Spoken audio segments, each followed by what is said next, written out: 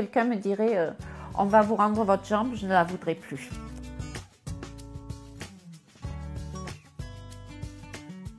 J'ai une particularité, c'est que j'ai perdu ma jambe gauche, j'ai eu un souci de santé. Ensuite, pendant des opérations, j'ai attrapé un staphylocoque doré. Ça a duré à peu près 13 mois. Ma vie, elle tournait autour de mon lit, de mon canapé et d'un lit d'hôpital.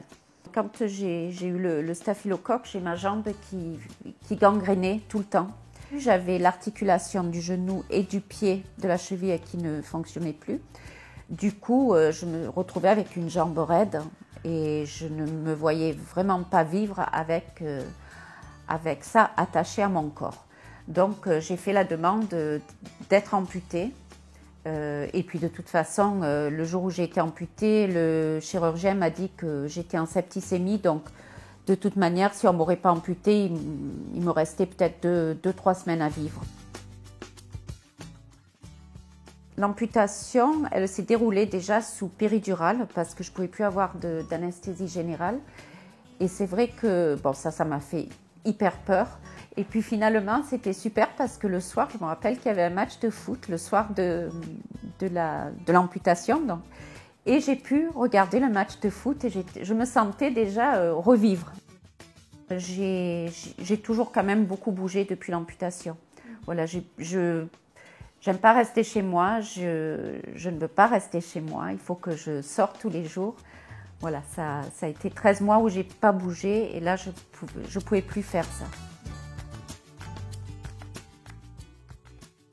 Alors les courses d'escalier, j'ai vu sur internet qu'il y avait des Tower Run et il y en avait une sur Marseille, donc pas très loin. C'était un immeuble de 25 étages, donc pas très haut non plus. Et je me suis dit, bon, ben, allez, on va se lancer. C'était pour l'association Ella. Bon, j'ai dit, c'est pour une bonne cause, on va aller le faire. Sans entraînement. Et voilà, et on est parti à Marseille, on est monté.